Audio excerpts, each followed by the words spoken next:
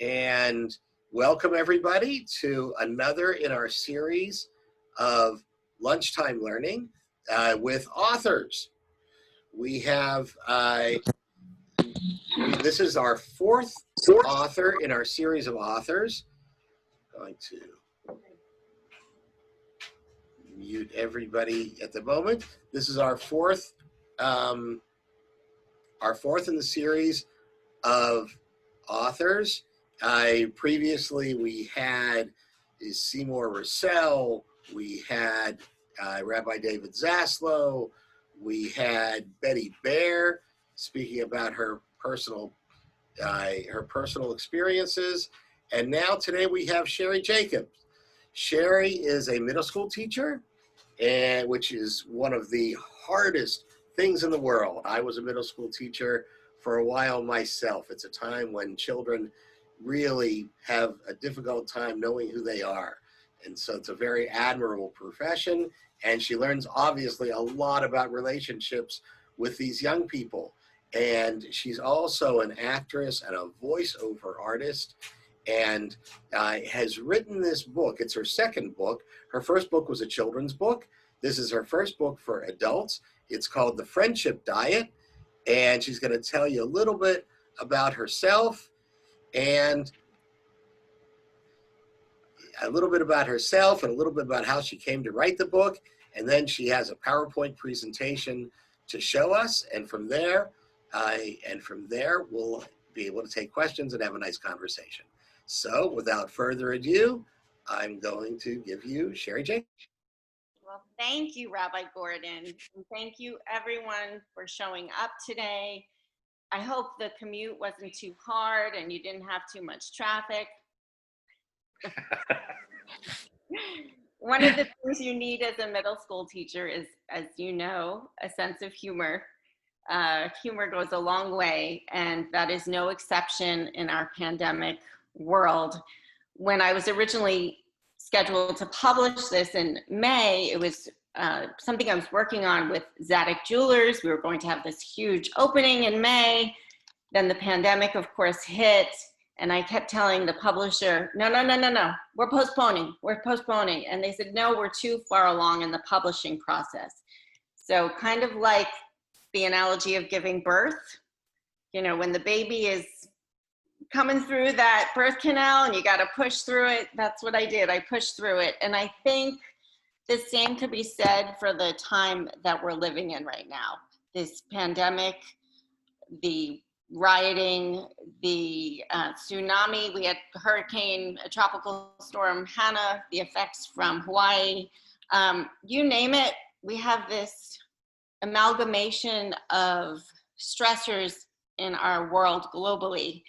And I feel, looking back now on what my publisher was doing, it's actually been a benefit, a blessing to be able to reflect and take action during this pandemic. This is Mother Nature forcing us to slow down and consider things that in the past we might have pushed away because our schedules didn't allot time to go deeper. So we were peppered with a lot of opportunities prior to the pandemic to delay reflection and stay busy. So thank you, Barbara. I think it was Barbara who said she read the book. So thank you for that. And at the end, I'm going to take questions. But for now, I'm going to talk about how this book came to be. Oh, this is, I have a mirror on the screen, so it's really throwing me off. When I go left, it goes right. So I'm going to put the book down. So this book is written from the trenches, and I mean the trenches of my soul. It is stand-up comedy, meets self-help, because like I said earlier, humor is a wonderful conduit for lowering our defenses and getting to the heart of what matters. So in 2015, I was divorced and starving for company, hungry for companionship. And all these words that related to food kept percolating in my mind.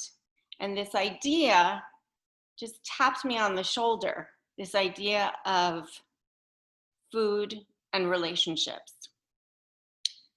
So I'm going to start the PowerPoint, which will take you into the world of my thinking and its manifestation into an actual book. So my anonymous son, if you can take it away.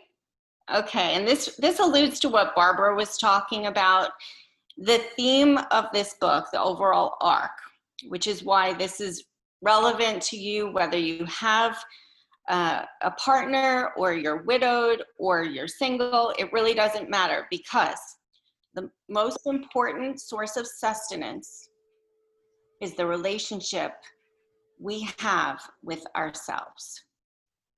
And there's that old adage, you could take yourself anywhere, you bring the clouds or the sunshine with you. Really doesn't matter. Let me just interrupt for 1 second. Can everyone see the screen? Just nod your head. You can see the screen good. Okay. Okay, so there's that connection again between your emotional nutrition and edible nutrition.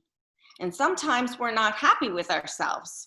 And so we might, take out the potato chips or eat the extra, whatever it is, to make us temporarily satisfied. So it's important, and I talk about this in one of the chapters, to know your comfort foods. Sometimes comfort food is shopping. Sometimes it's gambling. It doesn't matter what the comfort food is, it's a spectrum. So in the beginning, if you're just buying a new dress for yourself because you're down, or a new tie or a new watch, there's nothing wrong with that. But when you max out your credit cards, maybe you have a problem. So it's important to identify and recognize those areas where you might be leaning a little too much on those high carb emotional dependencies, because they are precluding you from growing. And I know, because I've been there. My comfort food of choice was serial monogamy. God forbid I was ever alone. I always had to have another boyfriend waiting in the sidelines. And the problem with that is I didn't give myself a chance to do those two important things, to reflect and then take action, a different choice. Which brings us to the next slide. So here's the inspiration for the book. Albert Einstein, nice Jewish man. He said, insanity is doing the same thing over and over again and expecting different results. Brilliant. Insanity is doing the same thing over and over again and expecting different results. Digest that. We have a pandemic. You have time. Digest that. We are living in our lives day to day. The pandemic hits. Now we have no choice. Our normal lives are not normal. This is a gift. There is a gift in sudden change. What is your form of insanity? Think about what you're doing in your life over and over again, expecting different results. So for me, it was that serial monogamy, and I thought, I'm not going to keep doing it. I'm going to go out of my comfort zone because I want different results. At the time, I was in my early 40s. I'm in my late 40s now, and comfort food can change. So back then, comfort food was always having a boyfriend. Now, comfort food is staying alone, and I'm scared to go out. So, I've gotten used to being on my own. I love how I feel empowered. I love being in charge of my own domain. I am scared now to change that. So be aware that your comfort zones can change. Okay, next slide. Food for thought. I love this. All the teachers in the house, yay. So here you have a duck But I shouldn't have said that. Bad teacher. I didn't lead you to figure it out for yourself. I'm not going to tell you what you see. You're going to tell me at the end what you see.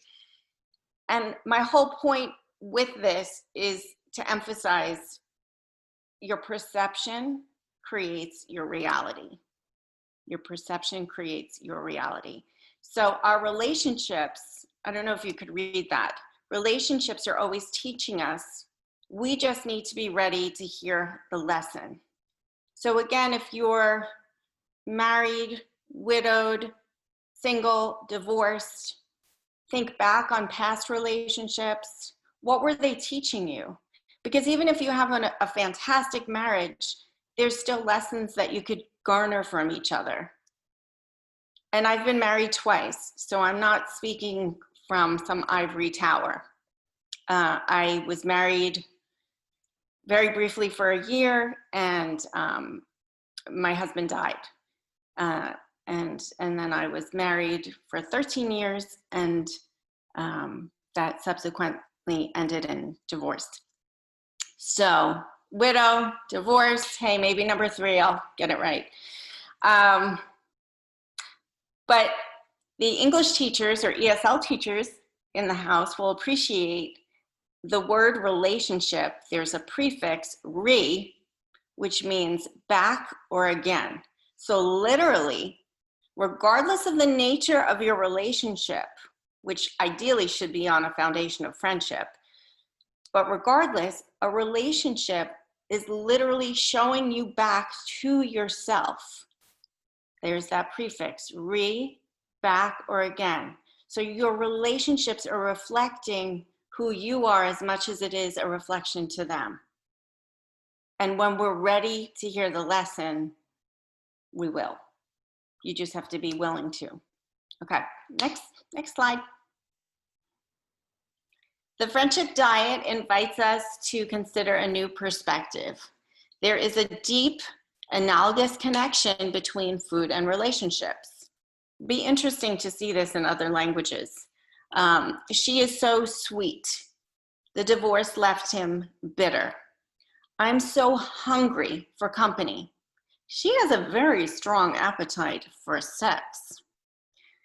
So we are regularly going around using these adjectives for describing food as well as our emotional nutrition. And most of the time it's subconscious. But what happens if we become conscious of the words we're using? And the pandemic, again, I'm inviting you to reflect. It's an invitation to just go in instead of out for sustenance and understanding. So I'm going to try to read the quote from my book, but it might be challenging with all these beautiful faces. So let's see. It's your time to stop eating all of the psychological crap food that well-meaning and sometimes not so well-meaning significant others keep dishing.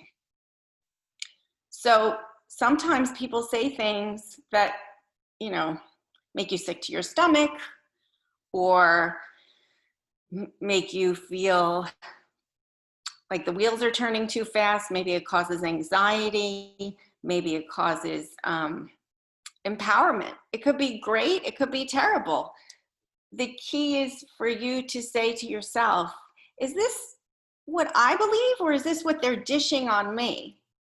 Sometimes it'll be what, you're both eating the same dish and you both agree. But sometimes they're lactose intolerant and you're a diabetic.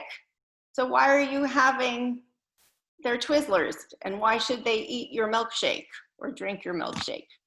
So take time to consider the food that well-meaning or not well-meaning people are dishing your way. And your body, your mind, your soul, that's your temple. So you decide what you want to ingest and what you want to put down to the side. That's up to you. Next one. Thank you. So this was a little poem I wrote. I was inspired by an author. He actually wrote a memoir that is called Stories from the Stoop. His name is Steve Bernstein, and he actually asked me to play his mom in a movie that he's working on with a publishing company. So I was honored when he asked me to play his mom. There's a scene in Stories from the Stoop, this is a true story, that really moved me, so it inspired me to write a poem about it. Something you could do if you're feeling poetic, you could wax poetic in your own private time. Steve Bernstein, when we first met, because we had the same publisher originally, he looked at my book and he said, he's from the Bronx, he's 65 years old, and he said, Sheri, I love you, darling, but I am not reading this book. I can't. This is painful. My mother has an eating disorder and my sister had an eating disorder. I can't. He read the book and he said, even though he was 65 at the time, I think he's 66, he said that he realized that he needed to still work on some things, and he thought he had learned everything in 65 years. He thought he was done, like there was nothing else to learn. What helped him was the writing exercises at the end of every chapter. And I think it's my teaching background that helps people have those little epiphanies, because if you're a teacher, you know you have to guide your students. You can't just throw out a writing assignment. You have to kind of figuratively, especially in the pandemic, not literally, but figuratively hold their hand. So I figuratively hold the reader's hand at the end of every chapter by offering a writing prompt to help you reflect and then take action. And that's really the recipe of change. Reflection and action leads to growth and change. So I'll read the poem for you. Again, this was inspired. This is a true story. She serves me cookies, fresh from the oven, she says, before dishing the bad news, a recipe of words forming from her swollen lips that will forever alter the trajectory of life from boy to man. I can no longer be your mother. Words that slice the air much sharper than the knife she cut the butter with to make the no longer digestible oatmeal treat the underbelly of my psyche, forever tasting the salty tears found in sweets. This is a true story. This happened to Steve when he was, I think he was 9 years old. Again, you could read the book. It's called Stories from the Stoop. And I had to create that poem. I was so moved by that scene. And it wasn't a scene, it was real life. And to this day, Steve Bernstein cannot handle sweets. It just ruined that moment of his childhood with his mom giving him homemade cookies and saying, I can't be your mom anymore. He can no longer have sweets. Again, there's a really deep, profound connection between our emotional nutrition and our edible nutrition. I'm going to try and minimize me so you could see this. Can you, I don't know, can you still see me? Okay. We are an amalgamation of the foods we ingest, including the beliefs we ingest as well. Nothing that's been done to the Jews is as terrifying as forgetting to wish your mother a happy Rosh Hashanah. So I'm putting in some much needed humor. And that is our culture, that culture of humorous guilt. Don't forget, oh, he's not Jewish? Oh, God. You know, so there is that, you know, food is love. And every culture has different ways of showing that, but it is universal. But this is a Jewish lunch author talk, so hence the Rosh Hashanah, and that's coming up. So this is our little Rosh Hashanah preview. You can, anonymous son, you could, you're doing a great job. You can, yeah, thank you. So one of my chapters in the Friendship Diet I'm trying to move us over. Can I move us over? I don't know what's happening. As you guys can see, right? Okay. So one of the chapters is called Recognizing When There's a Bar of Soap in Your Mouth, chapter 3 of the Friendship Diet. It's a really quick read. But I changed it for our Jewish culture. Recognizing when there's a slice of bacon stuck in your mouth. And look how happy that pig is with most of our DNA that we share. Thank God I'm not kosher. So while the humor is tongue-in-cheek, it's really just meant to point out, again, we literally sometimes when we're with someone, we'll get a bad taste in our mouth. We'll get a bad vibe. We'll get a bad feeling. So I wrote a chapter just about that. Recognizing our own BSM, bar of soap in the mouth, is about acknowledging what works and doesn't work for us. That sounds easy enough, but when we throw society into the psychological mix, we can easily put our own BSMs on the back burner in order to please or win the approval of others. And I did this. Again, this is a labor of love. This is not written from some ivory tower. This is written from some cobwebbed trenches. So years ago, I would pretend that cilantro didn't bother me, but it tasted like soap in my mouth. But I didn't want to seem like a prima donna. I didn't want to seem like a diva or demanding. I just wanted to get along, and I didn't want to be thought of as weird. So I would eat guacamole with cilantro and not enjoy it. But now that's not the case. Now if I taste cilantro or I know what's in there, I say, no, thank you, because I've learned to embrace me. This is how it tastes for me. And I recognize cilantro tastes delicious for other people. And I say, that's good for you. So it's all part of growing up, right? Accepting what works and what doesn't work for you. Next slide, please.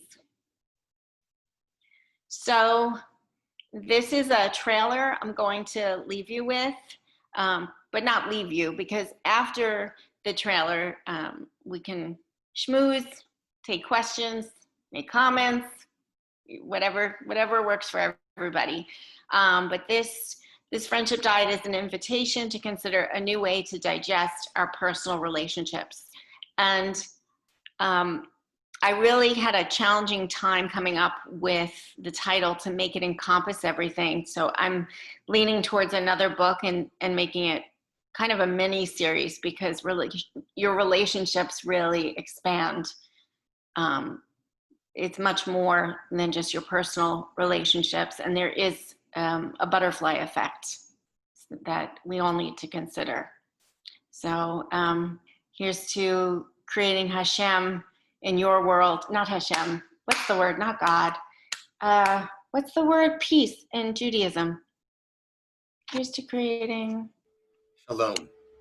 Shalom, oh my God. See, I had bacon in my mouth. Here's to creating shalom in your backyard, in yourself, and in the world. Here's the book trailer. Thank you. There is sound, but I don't know why we can't hear it.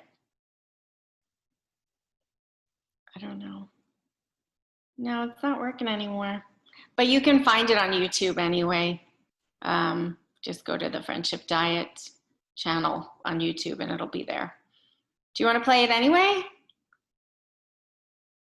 We can listen to it silently. Oh, maybe because everyone's is on mute? No, I don't know.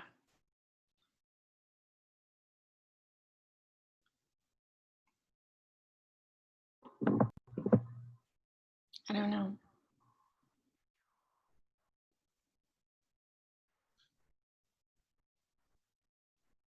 Well, if you can hear it, then that's, oh, there we go.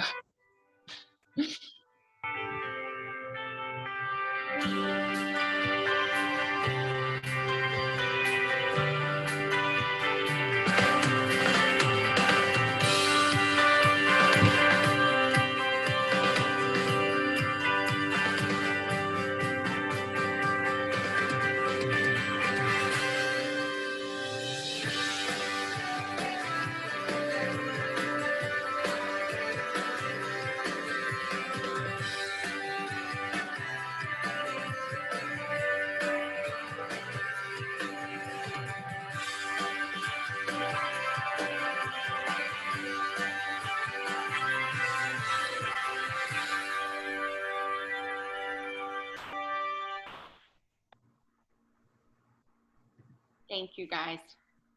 Thanks for listening. You're such good students. There's no gum chewing, no spitballs being thrown.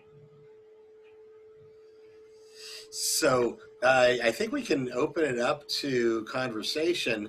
One of the things that struck me, and if you have something you'd like to put into the chat, or if you'd like to unmute yourself and ask, but one of the things that struck me was, it seems to me like this is an entire book of metaphor, and I Never Metaphor I Didn't Like is another book that I read.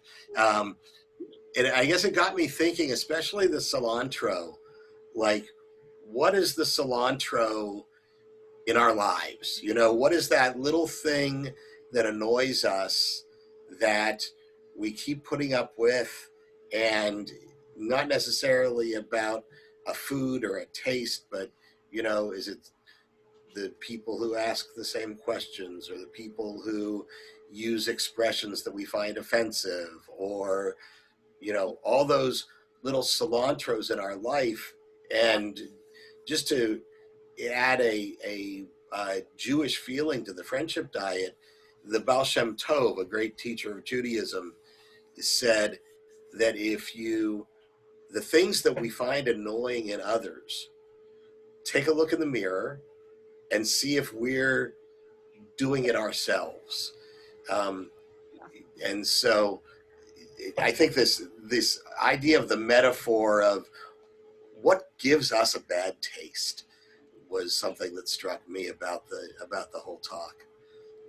That's very insightful, because it's so true. So often the thing that bothers us is a reflection of ourselves, and that's how we grow, I guess, when we get annoyed with enough cilantro in our face.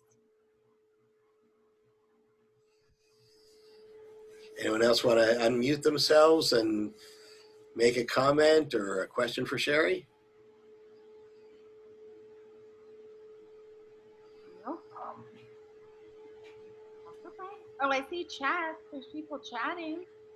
Yeah, they're talking to each other. I put the book title, the other book title, into the chat.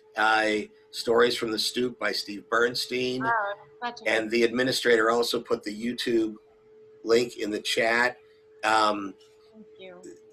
Those who are interested in buying the book, it's available on Amazon. And other sources for where it's available, Sheri? My book or Steve? Your book. My book is available anywhere. Barnes & Noble, you name it, it's there. It's everywhere. Yes. And we're still open for dialogue, but while we're open, I do want to remind everyone that the Temple Beth Torah puts these on at no charge, and so if anyone's inclined to make a donation to the synagogue, Sheri mentioned your body is your temple, and our temple is our temple too. So the website for Temple Beth Torah is in the chat as well, for anyone who's inclined to make a donation.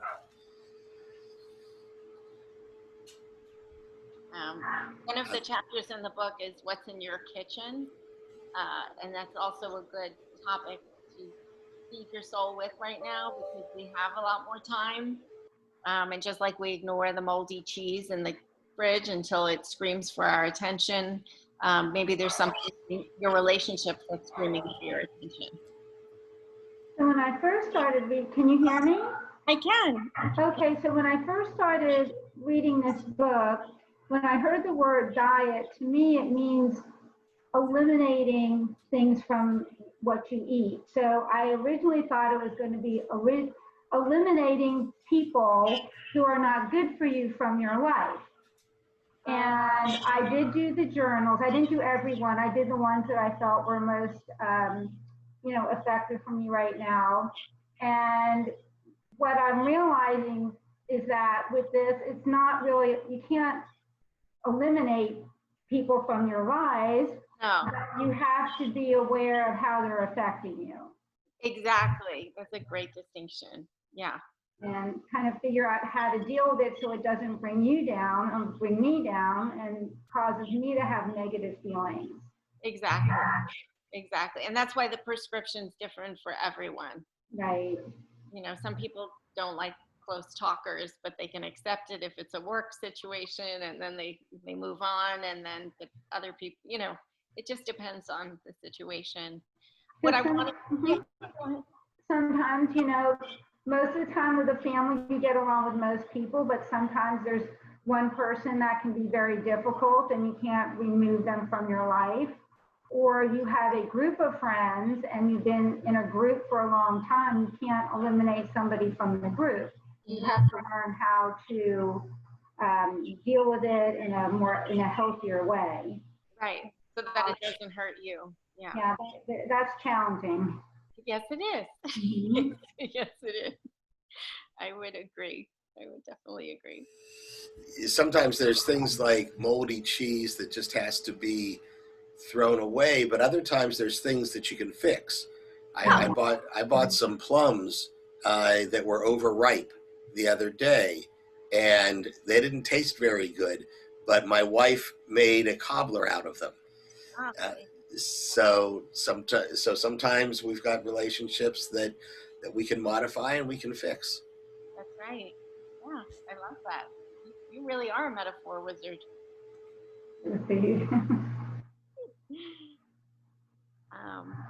Yeah. In the, oh, I'm sorry. This is Marla. I'm invisible, just like your son. Oh, okay. Do you, in the book, I haven't read it, but it sounds really fascinating, discuss creating boundaries for yourself. So getting to know yourself, and I guess in a sort of individuation along the way of creating important boundaries when you encounter cilantro that you don't like. Yes, yes, and I think that's a natural manifestation.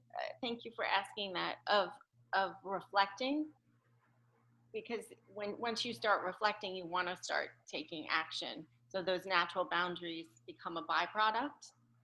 It's like when you give up smoking. My father was a smoker, and now that he gave it up, he can't tolerate the smell of smoke. Probably more so than someone who never smoked. So once you realize, wow, look at how much I'm giving in, there's this emotion that comes, and that kind of is a wonderful conduit for change. That feeling you get rising in your belly and your heart saying, I need to fix things. But yeah, I call it identifying empty calories and the danger of empty calories. So I show, if you stick with what you're doing, these are, you know, there's serious ramifications. But you have to be steering your own ship. You have to be creating those boundaries.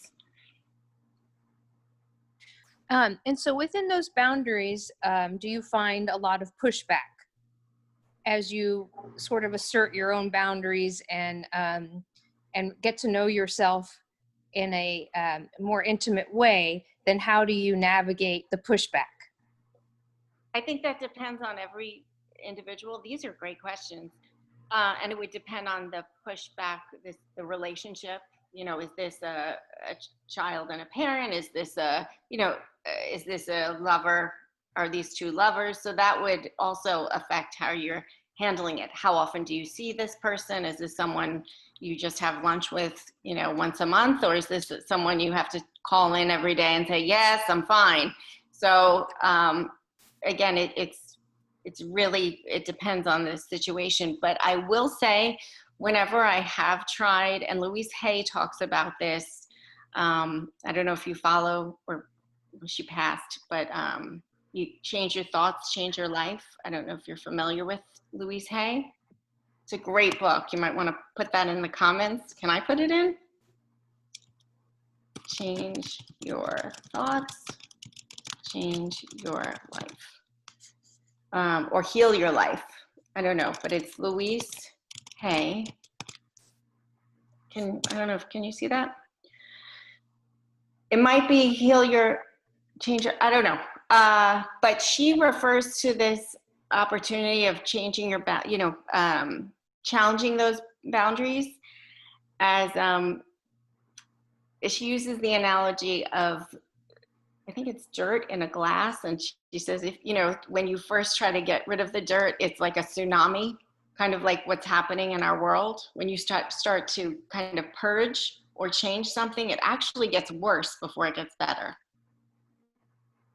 Sometimes when we're changing, the pushback gets a lot worse before it gets better. So I think you need to be, there's a paradox, because I think you need to be caring so much more about how you feel than anything else. And then you also have to be willing to let that go and surrender to the other person changing. But if you're in a toxic relationship and you start changing who you are, they're going to pay attention. I think the key is for you to get aligned with who you are before worrying about the pushback of others. Because I think they're going to feel the pushback just by you being you, if that makes sense. By Absolutely. Yes. Yeah. Thank you. Yeah. I hope that helps. Yeah. Great question. We already have these answers in ourselves. The book is just, like you said, Rabbi Gordon, I use the analogy of food because I find the connection so prevalent. And I also find that when you use a fun topic, it shifts your perspective. It gets you out of your comfort zone just by using something different. And that's where the epiphanies happen. That's where the magic happens. I think you said something very important, that we already know inside ourselves what the answers are. So it was very helpful to actually write them down. Yeah. Because if you write it down, it just brings it really to the surface if it's been in your subconscious. Or it makes you realize, well, this is how it is, maybe I should do something about it. Exactly. There's something very powerful about writing. And I've done these myself. In fact, the publisher said, I have a giveaway on my site. It's an audio about getting out of your comfort zones. It's 4 steps to it's 4 steps to conquering your comfort zone. And it's a PDF and an audio. You can download it for free on my website. I think it's called giveaway or something. I have to check where it is, but it's 4 steps to conquering your comfort zone. And I did the activity that I gave to you, as we teachers do. We go through the assignment for ourselves. And that's where I had my epiphany of, oh my God, my comfort zone has changed. Because I was saying, well, this is how I am, la, la, la, la, la, la, la, la, la. And then I was called out on my own BS, which was originally, yes, when I started this book during a divorce, my comfort zone was having a someone. But now my comfort zone is being on my own. So again, it's not a bad thing. It's a spectrum, right? But if I'm like 85 years old living with 5 cats and talking to them like they're my partners, I might have a problem. So. And back to the food analogy, when we're 25 and 30 years old, we can eat and drink differently than we can when we're 50 and 60 years old. Yeah. And our relationships are the same way. We can have, the kind of buddies we might pal around with, and the activities that we do at one age in our life may not be as good for us at another age in our life. Right. Now these potential partners are very calorie rich at my age. Yes. So, but I'm still at the buffet line.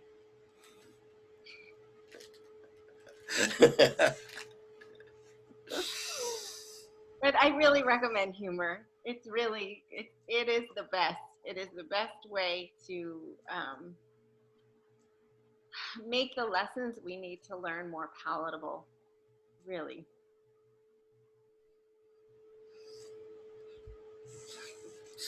So we'll keep the room open for a little bit more, and open to questions. But at this time, I want to thank Sheri for her time, for bringing this wisdom and humor and wit and everything into our lives, and to thank everybody for coming. And if people want to just stick around and schmooze a little more, again, her website is Sheri-Jacobs.com. And she's got that giveaway on it and other things about the book and her life. And Oh yeah, and every Thursday you'll see a new blog post where I talk about these connections between food and relationships. So far I haven't run out of material. They're called Hunger Happenings. So, Hunger Happenings is the blog. And go on the website. There's also a link to all of my voiceovers. So I do a Jewish mother for It's Just Lunch. What else do? I do Southern, I do British, all these different voiceovers. So nothing sounds more Jewish than a New York accent. Every time in your talk, when you were doing something Jewish, it was a New York accent. And there are Jews who aren't from New York, but it seems like all of New York is Jewish.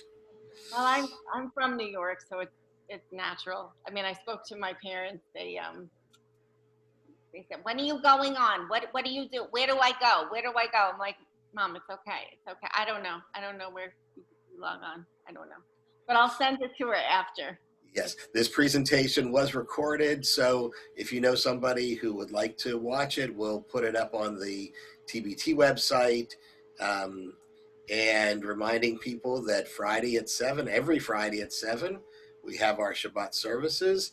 Coming up in August for us, we have a really special presentation, August 16th at 11:30 a.m. The Bible Players, an improv group that's fun and comedy and educational, and that's going to be available. We have some generous people who've sponsored that program as well, and so that's going to come to the community free of charge. And lots of other things coming up. Please continue to check your emails. If you don't get at least one email a week, let us know and we'll find out. Look in your promotions, or sometimes it goes someplace else. I do have 2 things. Yes, go ahead, Sheri. Thank you. So 2 things. If you could consider writing an honest review, that would be huge. I just asked for honest review on Amazon. That helps people who would find the book helpful find it. So just consider writing whatever stars you feel it merits a review. Just be honest. That's all I ask. So that was number 1. Number 2, I sent some writers in the group. So this is a book. I'm actually writing a blog post for Sarah Foyle at the end of next month on this piece. This is Writing the Mind Alive, Proprioceptive Writing. This goes back to what I think Finn and Barbara were saying about taking action through writing. Proprioceptive writing is not stream of consciousness writing. Proprioceptive writing is where you literally can hear your own thoughts without judgment, and you ask questions. So I'm angry now. What do I mean by angry? And then you go into explaining that. And people have had huge epiphanies, huge cognitive breakthroughs with this. I haven't done it yet. I'm waiting until I finish the book to do so. It's very specific. They say to light a candle. They say to listen to Baroque music. And then you have to write. You can't type. You have to write on online paper, and for no more than 25 minutes. And you have to answer specific questions. So it's not for public use. It's just for your own inner journey. And people have had huge breakthroughs with this. So yeah, that's it. Place the title of that book in the chat as well. All right, so thank you to everyone for coming. Thank you, Sheri. Thank you to the anonymous admin, Aiden Bernstein. Oops. and look forward to seeing you Friday night or some other time in our Zoom future. I'll be closing Okay. closing the Thank room. you.